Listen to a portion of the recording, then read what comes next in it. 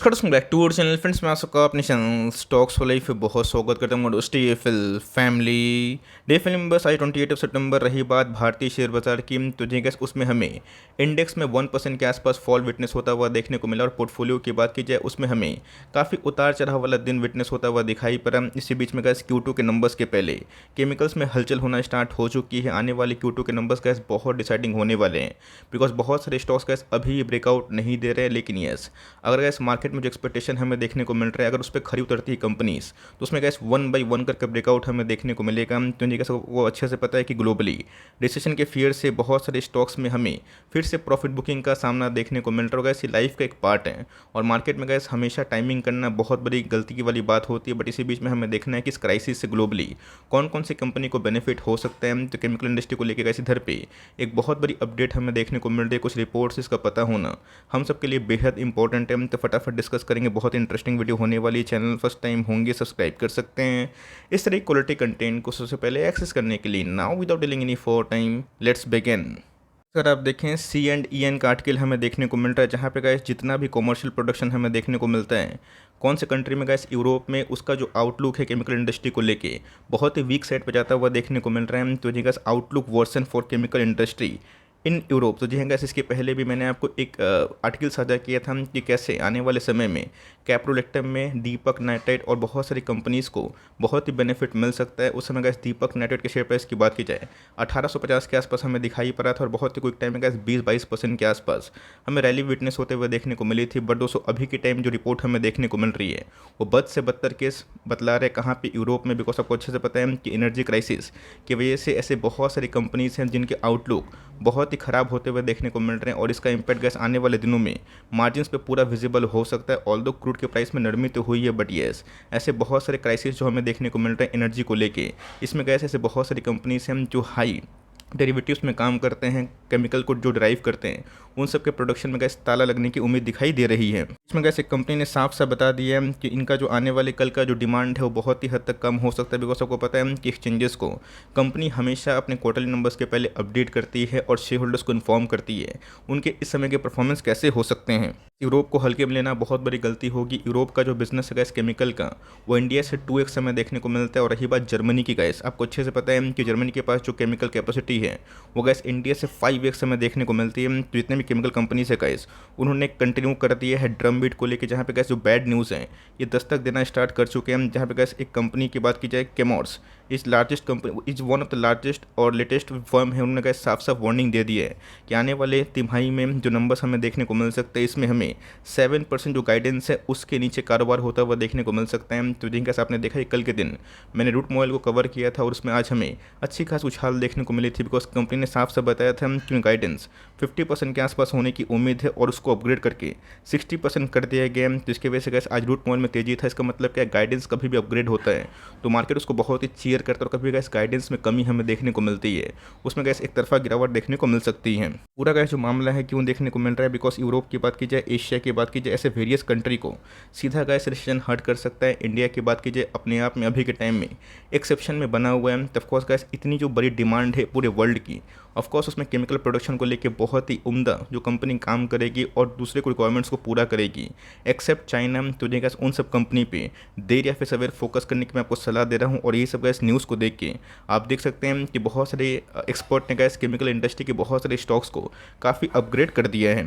बीच में अगर आप देखें तो आनंद राठी का एक ब्रोकर हमें देखने को मिलते हैं। और इंडियन स्पेशलिटी केमिकल की स्टोरी की बात की जाए, आपको अच्छे से पता है कि बहुत ही स्ट्रॉन्ग हमें देखने को मिलता है। बिकॉज हर एक दिन गैस, हर एक क्वार्टर की बात की जाए, कोई ना कोई गैस केमिकल कंपनी ऐसे निकल के आ रही है जो अपने उम्मीद से ज़्यादा कैपेक्स को बूस्ट कर रही है। PLI स्कीम से गैस केमिकल्स को बहुत ही फायदा मिलने की उम्मीद। और यहाँ पे बहुत सारे केमिकल्स को गैस यहाँ पर सजेस्ट कर दिया गया है। अगर आप देखें तो बहुत सारे एनालिस्ट का मानना है गैस कि आने वाले दिनों में जो FY22 की एनुअल रिपोर्ट हमें देखने को मिल रही है, यहाँ पर गैस 6 केमिकल्स हैं जिसमें गैस SRF को लेके मेरी हमेशा बात होती रहती है। रही बात विनती ऑर्गेनिक्स, ये भी एक टॉप क्लास कंपनी हमें दिखाई पड़ती है। फाइन ऑर्गेनिक्स की बात की जाए, ऑफकोर्स गैस जैसा नाम है वैसे रिटर्न गैस ने दिए हैं। नवीन फ्लोइंग की बात की जाए, बहुत ही बेस के से कैसे हमने कवर किया था।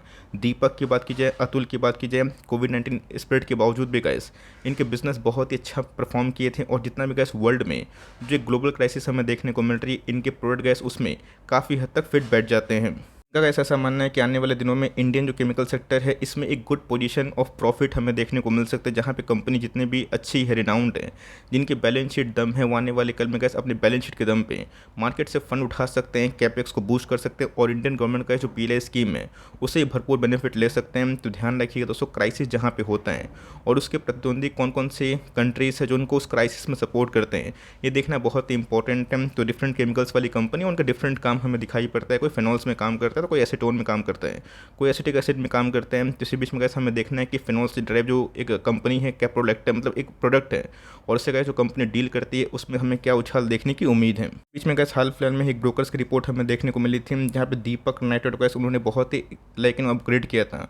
इसके पीछे का रीज़न क्या था? बिकॉज उनको ऐसा लगता है कि आने वाले कल में जो ईयरली बेसिस पे जो रेवेन्यू ग्रोथ हुए हैं और क्वार्टरली बेसिस पे gas despite of weak margin, इनके जो नंबर्स हमें देखने को मिले थे वो आउटस्टैंडिंग थे। और फिनॉल्स का बिजनेस जिस रफ्तार से आने वाले कल में इंडिया को छोड़ के वर्ल्ड में एक क्राइसिस को सहित गैस जो डिमांड हमें देखने को मिल रहा है, इससे दीपक नाइट्रेट सहित बहुत सारे केमिकल्स को फ़ायदा हो सकता है। और गैस दीपक नाइट्रेट सिर्फ एक ऐसी कंपनी है जो बहुत ही हाई कैपेक्स हमें आने वाले कुछ सालों में दिखाई दे सकती है। FY23 की बात की जाए 1500 करोड़ के आसपास कैपेक्स ज़रूर है। न्यूज़ के चलते गैस अगर आप देखिए तो आज हमें दीपक नाइट्रेट में बहुत तेज़ी का माहौल दिखाई नहीं पड़ा, तो बहुत गिरा भी नहीं है। ध्यान रखिए दोस्तों, दीपक नाइट्रेट बार बार 2000 के लेवल को सस्टेन करने की कोशिश कर रहा है, बिकॉज पूरा मार्केट चाहता है कि इस बार की Q2 के नंबर्स कैसे होने वाले हैं, इसको फोकस किया जाए। बिकॉज लास्ट क्वार्टर के जो नंबर्स थे Q1 के, आपको पता है कि उस समय गैस इनके प्लांट नंदश्री वाले में एक फायर आउटब्रेक हमें देखने को मिला था, और उसके बाद गैस दीपक नाइट्रेट ने 1700-1800 के बाद 2200 के आसपास जर्नी ज़रूर लगाई थी।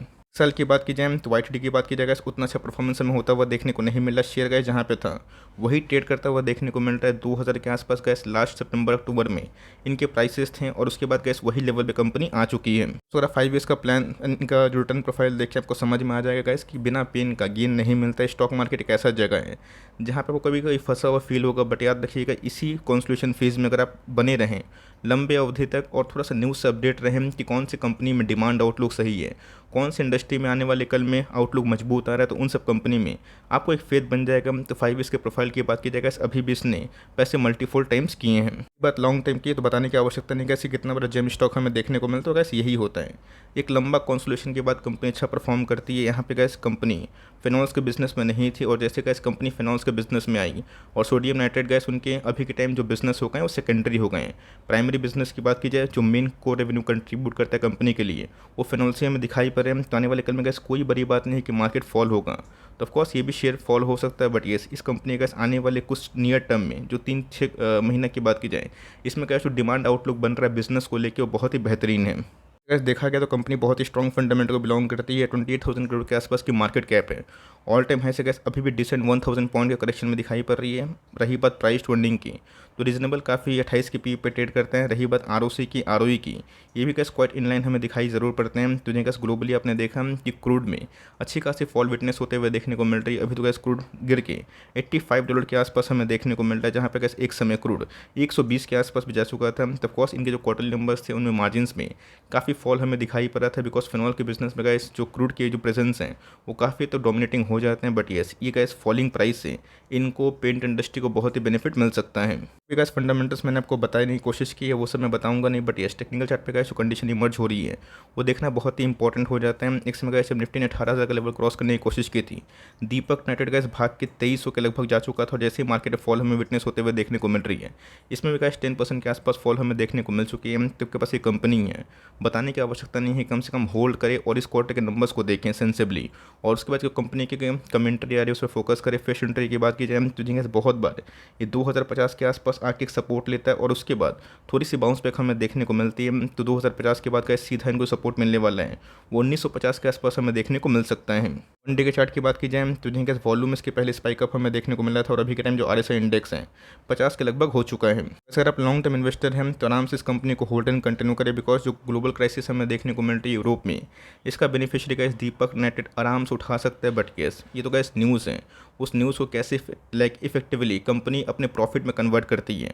और कैसे कैपेक्स करके अपने टॉप लाइन को आने वाले दिनों में और ही बूस्ट कर सकती है, देखना क्वाइट इंटरेस्टिंग होगा। तो मेरा ऐसा मानना है गैस कि CMP से अगर आप हर एक 150 पॉइंट के फॉल पे 120 पॉइंट के फॉल पे इस कंपनी को ऐड करते हैं तो मेरे हिसाब से गैस कंपनी फंडामेंटली बहुत ही अच्छी है। इस बात को गैस आप हम्बली एक्सेप्ट करें कि मार्केट नहीं चलेगा, भागेगा नहीं, थोड़ा सा वीक रहेगा तो ये कंपनी भी थोड़ा आउट परफॉर्म नहीं कर पाएगी। बट यस, पिछले कुछ समय से गैस कंपनी का RSI इंडेक्स था 80 के ऊपर जा चुका था, अभी के टाइम 60 के लगभग हमें दिखाई पड़ते हैं। तो निचले भाव पे गैस कभी भी दीपक नाइट्रेट आए, इसको आप बहुत ही लंबे अरसे के लिए होल्ड एंड कंटिन्यू कर सकते हैं। बहुत लोग बोलते हैं कि सर SRF वर्सेस दीपक नाइट्रेट, मैंने कमेंट भी देखा था। तो गैस ये प्रायोरिटी की बात है।